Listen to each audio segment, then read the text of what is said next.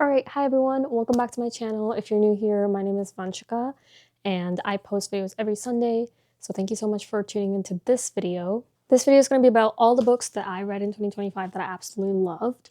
There are actually a total of 30 books that I read this last year, and it's actually crazy because I never usually track the books that I read. I just kind of read whenever I have the time, whenever I'm in the mood. But this time, because of this video, I kind of had to tally everything up, and it was up basically 30 books, a little bit more than 30 books. But out of all those 30 books, I kind of wanted to showcase all the 4-5 stars that I feel like you should 100% read. There's literally only one self-help book here, and I feel like it's such a diversity hire, but I like that book, which is why it's here. Anyways, without further ado, let's get into all the books that I loved in 2025. Starting with the first book, this is The Let Them Theory by Mel Robbins. If you have not listened to her podcast, I 100% recommend listening to her podcast. She has like a ton of episodes on Spotify, which is what I listen on sometimes, just talking about all the topics that basically are covered in this book, and then just more in depth with whatever she has to say. So this book focuses around letting yourself having the power and control over every situation, over any person that you meet, and just letting people do what they want to do. Like literally the let them theory is just letting them do whatever they need to do and not have it emotionally consume you, which is what happens most times, right? But also a lot of the ways on how to overcome that, which is something that I needed to read about. It covers the importance of having such emotional boundaries around certain situations and choosing yourself and how to say no, how to, be the best version of yourself that you can be. So this book is great. Now, the things that I liked about this book, there are many reasons why I gravitated towards reading this. The first reason, obviously, being the fact that I did get influenced by TikTok, so I'm not gonna hide that. But I'm really glad that I did because, just the idea that I am not in control of certain situations that are happening around me. And the most that I can do is just focus on what I'm doing rather than what others are doing, what situations are happening outside that are just out of my control. So the idea has always just been, you know what, I don't care, let them do whatever they want. So this is definitely a good refresher, a good reminder of that. And she gives great examples of everyday situations that someone can be in while having certain emotions consume them by other people. That could be in friendships, it can be in relationships, it can be at work. So just a reminder, if you needed it, you can be kind, you can be helpful, you can be understanding, and still have your own boundaries and set. So anyways, in terms of a rating, I will give this a 4.5 out of 5. I love this book. If you're a people pleaser, if you're just someone who needs to hear, motivate yourself, kind of acknowledge the struggles that you're going through when it comes to power and control, I would highly recommend reading this book. Give it a try. Even if you don't read the book, definitely listen to her podcast if you're someone who just needs to hear it more. The next book. So that was the only self-help book that I read. The rest of them are all dark romance novels or romance novels for the most part. So yeah, that's all I wanted to say. Brace yourself. Okay, starting with this book took me an embarrassingly long time to read. I'm actually embarrassed by how long I read it, how long it took me to read it. So, The Sweetest Oblivion by Danielle Laurie. There's just anyways, okay. So, the basic summary of this book is The Sweetest Oblivion surrounds mafia romance. It has forbidden love, it has possessiveness, obsession, it has literally every spicy dark romance thing you can possibly think of, all combined in this one book. So the story follows the female character Elena Abelli. I hope that's how you say it, but she is commonly known in the book as Sweet Abelli, which I feel like is really cute. She is a free-spirited character, literally one of the most fiery, free, carefree characters I've read about. If you listen to her narrations and even a lot of the dialogues that she has in this book, very free-spirited kind of a character. So I loved reading about her. I loved following her narration throughout the book. And because this is a mafia romance, so she is the mafia princess basically. Elena has an older sister who is supposed to marry the male character, Nicholas Russo. At the last minute, that doesn't end up happening and she has to take her place instead.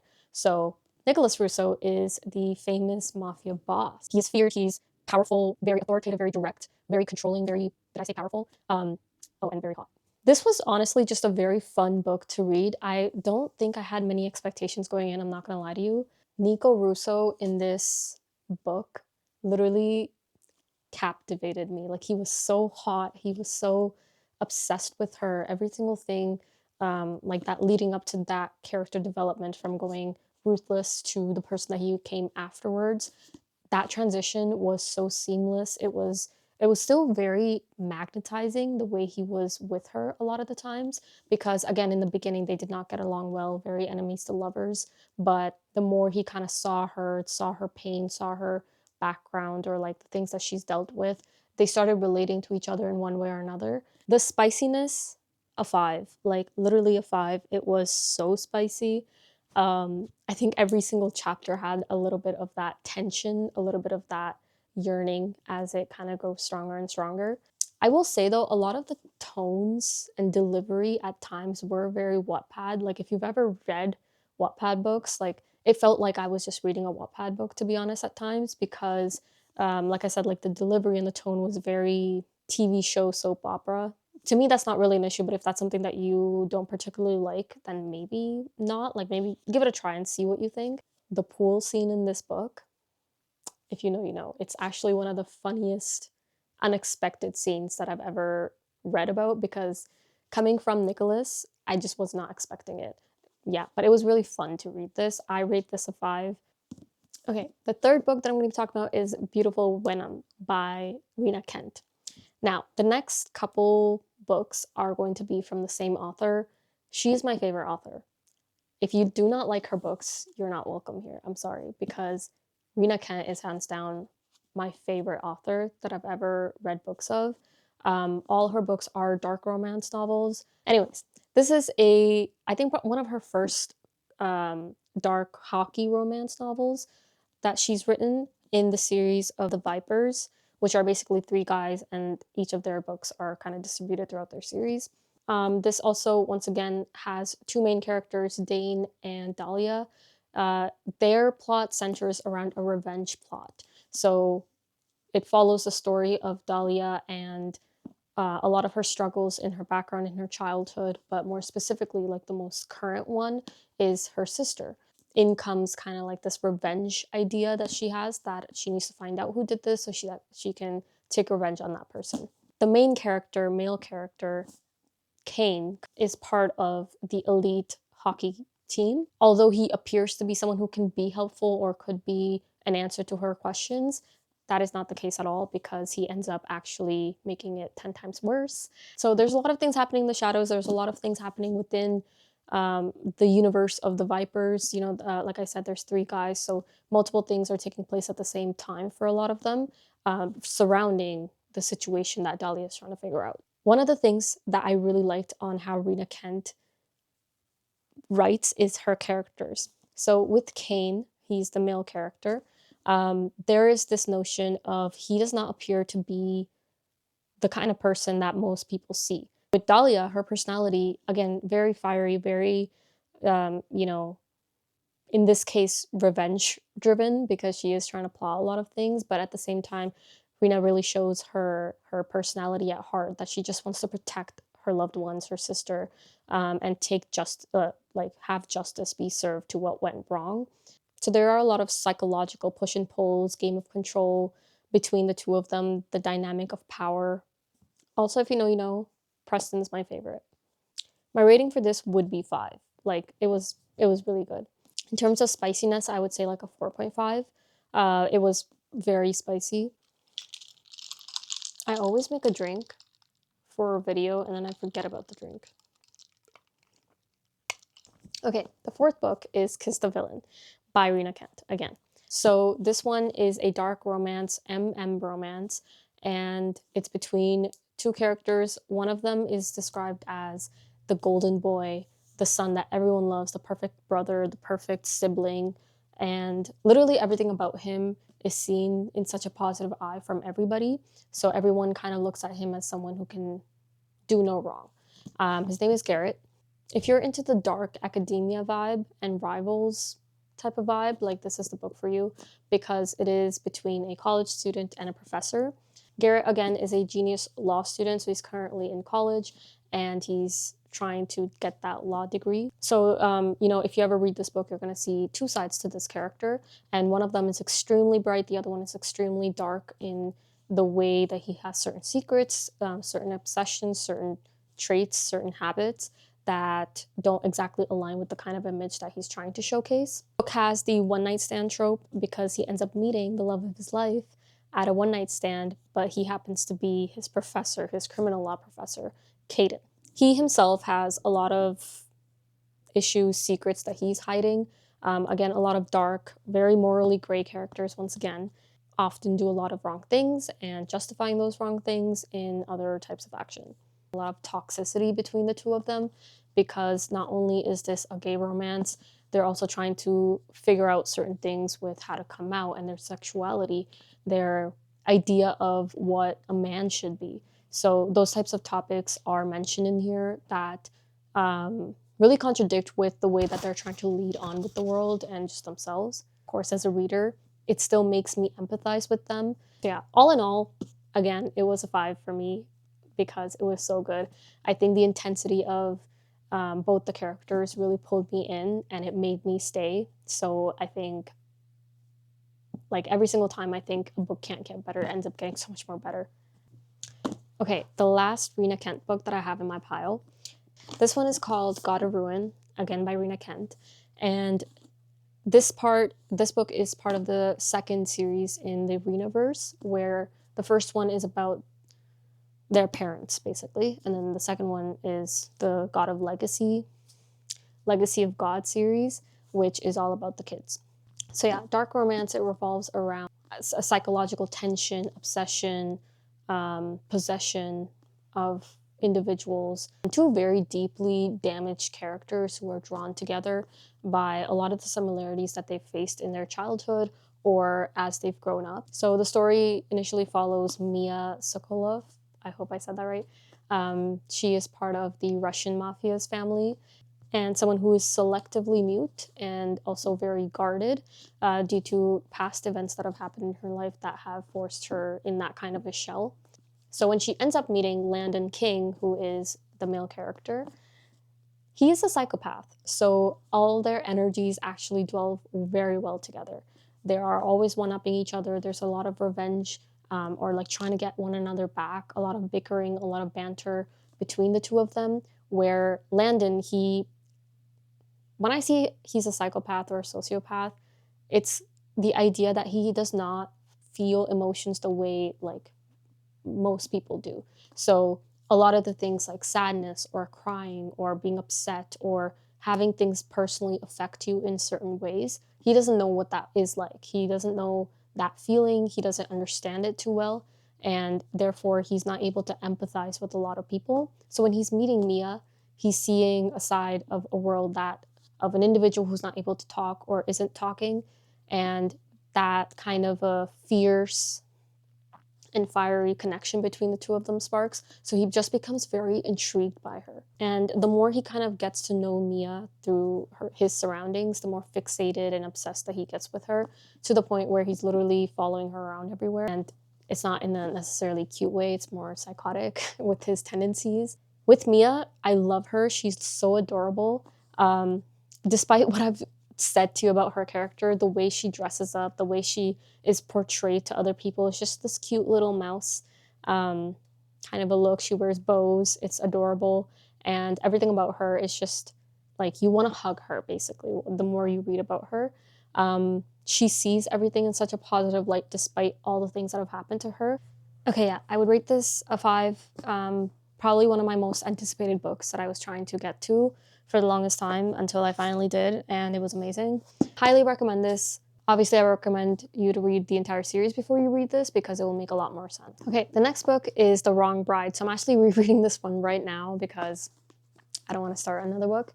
But this one is Billionaire Romance, childhood friends to almost lovers to sisters, ex-fiance to friends to lovers. Yeah, exactly.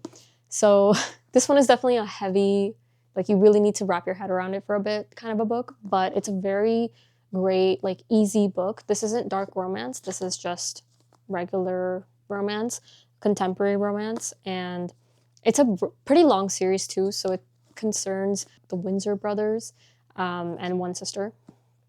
There are like 7 of them, and so there's each of the brothers and that one sister has a book. The story follows Raven and Ares, or Ares, I don't know how to say his name, but they've known each other since childhood and they've grown up together. Ares' family has this tradition where at the age that they're supposed to get married, they're all supposed to get arranged married to whoever their grandmother picks as their bride or husband. In this case, the grandmother is kind of the person who takes the seat when it comes to controlling these types of things, and she kind of already picks them like way in advance, and they just have to get married. Their story is a little bit different than the rest of their series because originally Ares and Raven were supposed to get married together to one another, and they kind of knew that very early on. Then the sister kind of came in the middle and things kind of went sideways from there. So it was a very prolonged, very slow burn. The yearning that they have in this book is actually insane. Raven's also a model, supermodel, and she has her own fashion line. So she is very successful kind of going into that direction, self-made, very workaholic, as you'll see in this book. But a lot of the times she has this notion that, you know, she's always overlooked and neglected within her family. And that kind of carries on into the relationship that she ends up having with Ares because, of course, the influence of the sisters involved. So yeah, again, this is kind of like a dramatic book in many ways. Oftentimes, again, like that Wattpad coded book where you will see certain deliveries be a little bit cheesy, but all in all, I really liked it. Something about this book and the series as a whole is so addictive. I don't know why. Like, I find myself rereading it a lot of the times because it's just like such an easy read. Also, the yearning, the slow burn, the angst of both of the characters over time, even from the very beginning. I especially loved Raven's character development in this book. In the very beginning, she is this insecure, kind of someone in her shell, isn't able to open up because her own family is mostly the reason behind it. They overlook her, they neglect her, they prioritize the sister over her many times. And it's very evident that it really reduces her confidence. So being able to read that kind of really makes you empathize with her a lot. But in the end, she comes off very strong. She's able to put boundaries with her family, saying no, saying how she feels, how she's really felt all these years to her sister, to her parents. So I think that's really important and powerful. As for Ares' character, really took me by surprise with his emotional maturity. So he's the oldest of the siblings of the brothers. So of course, I guess there is a certain responsibility on his shoulder being the first one getting married, but also, you know, being the oldest in the family, and they don't really have parents, they only have their grandmother. So his emotional maturity throughout the book, especially with Raven, even very early on, there are many moments where she kind of gets in her head a lot and internalizes a lot of her feelings that she's feeling, but he does not let her. He is communicating, he's there for her no matter what the situation is, and he's always trying to understand her point of view, no matter how irrational he might be feeling, angry, irritated. He will literally put that to the side, calm down for her so that he can have straightforward conversation with her calmly. So the level of understanding that he has with her, the protectiveness that he has with her, it's so endearing to see and just like very giddy. That's basically what this book was making me. It was making me very giddy. For me, this was a 4.5 out of 5. Again, I loved everything about it. Sometimes the delivery was a little bit too corny for me, which is why like I would have to cringe a little bit, but other than that, everything else was amazing. I love rereading it. I'm rereading it right now, like I mentioned. So, okay, last but not least, King of Sloth. So Anna Huang is probably one of my favorite comfort authors. The first book that I read of hers was Twisted Love, and back when, you know, it wasn't that popular when it first came out, I believe. And since then, I cannot leave her books alone. Like, I have to read every single one of them. King of Sloth is a billionaire romance that heavily incorporates grumpy and sunshine trope. So Xavier is the main character, the male character, and he is a billionaire. He is an heir to an empire, Very charismatic, very funny, very outgoing, charming, and literally everything in a package that you want in a sunshine male character. Definitely golden retriever vibes, and just someone who's trying to live life. Along with that, however, comes with a lot of behind the scene pressure that he's getting to own a company, his father's company. And in general, someone who's seen as someone who's allergic to responsibility, like he doesn't want to take care of anything. He doesn't like structure, he doesn't like rules, he just wants to party is what he is being perceived as in this book in the beginning. Whereas the reality isn't exactly what he's being perceived as. Meanwhile, Sloane, which is the female character, she is his publicist, and she's very black cat energy. Definitely someone who knows what she wants, has high-end clients, being paid really well, the kind of person who just like walks in the room and holds so much power. She is that boss. But throughout the book, she's also described as someone who's very uptight, especially by Xavier himself. She has this aura of her to not mess with her. Very uptight with what she's doing, a workaholic through and through. So she is very much focused on one thing and one thing only, which is that she just wants to work. But that also means that a lot of people consider her as someone who's very cold, who doesn't empathize with people often, doesn't really care about anyone except for her.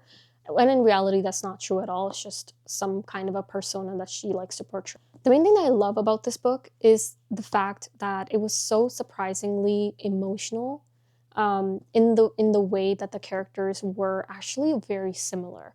So again, these are completely polar opposite characters that, I've just described to you, but the situations that are going on behind the scenes are actually very, very similar for both of them, to the point where they end up bonding over together. There's a mosquito over there. They end up bonding over time in this book and realizing the amount of similarities they have, and that's why they have that great connection. It's so raw, so intentional, that a lot of it just feels like a soulmate connection rather than two people who just kind of work together. Throughout the book, we kind of find out why Xavier is escaping that responsibility to own the family business, especially with his father pressuring him constantly. With Sloane, a lot of her family dynamics are revealed, and the reason why she's so hyper independent and self-reliant. So those types of scenarios really clash with one another in the best way possible, because they end up understanding, helping one another out on how to escape those ideas, but also facing them with one another and growing together as a couple. And of course, I can't forget their banter. I love their banter. It's probably one of the funniest that I've seen, aside from Sweetest Oblivion. That one was also pretty funny, but Xavier has a way of getting under Sloane's nerves because he loves riling her up. So I think seeing that was very, very entertaining for me personally. The series is amazing. I totally recommend it as a whole, just the entirety of the series. But I also just love this book also. King of Wrath is still my top favorite, but this one comes very, very close to that. It's honestly really, really good. Anyways, that was it for basically my 2025 books wrapped, I guess you could call it. I loved all of these books. They were amazing, and I really, really hope that maybe if you ended up liking these types of genres or these types of plots, that you give it a try. These were all of my favorite books, and if you have a favorite book of 2025 that you absolutely love, that you want to recommend to me, definitely drop it down below in the comment section, because I would love to try to read that this year. Last year, I read around close to 30 books, more than 30 books. This year, I really want to get to 50 books if I can, so let's see if that's possible. And yeah, thank you so much for watching, and I'll see you in the next one. Bye!